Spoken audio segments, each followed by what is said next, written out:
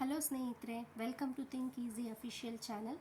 ಇವತ್ತು ನಾವು ಕಡಿಮೆ ಟೈಮಲ್ಲಿ ಪುರಿ ಉಪ್ಪಿಟ್ಟು ಅಂದರೆ ಮಂಡಕ್ಕಿ ಹುಸ್ಲಿನ ಹೇಗೆ ಮಾಡೋದು ಅಂತ ನೋಡೋಣ. ಅದಕ್ಕೆ ಬೇಕಾಗಿರುವ ಸಾಮಗ್ರಿಗಳು ಏನೇನು ಅಂತ ಅಂದರೆ ಈರುಳ್ಳಿ, ಹಸಿಮೆಣಸಿನ್ಕಾಯಿ, ಟೊಮ್ಯಾಟೊ ಮತ್ತು ಕರಿಬೇವು.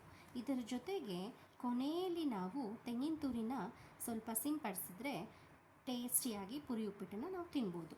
ಮೊದಲಿಗೆ ನಾವು ಬಾಣಲಿಗೆ ಒಗ್ಗರಣೆಗೆ ಬೇಕಾಗಿರುವ ಎಣ್ಣೆ, ಸಾಸಿವೆ, ಇಂಗು, ಕಡಲೆಬೇಳೆ, ಉದ್ದಿನಬೇಳೆ, ಆಪ್ಷನಲ್ ಕಡಲೆ ಬೀಜ ಬೇಕಾದರೆ ಹಾಕ್ಕೊಂಡು ಫ್ರೈ ಮಾಡ್ಕೋಬೇಕು.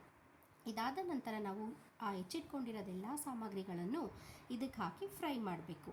ಇದಾಗಿದ್ದೇ ನೆಕ್ಸ್ಟ್ ಟೊಮೊಟೊ ಹಾಕಿ ಕೂಡ ಫ್ರೈ ಮಾಡ್ಕೋಬೇಕು.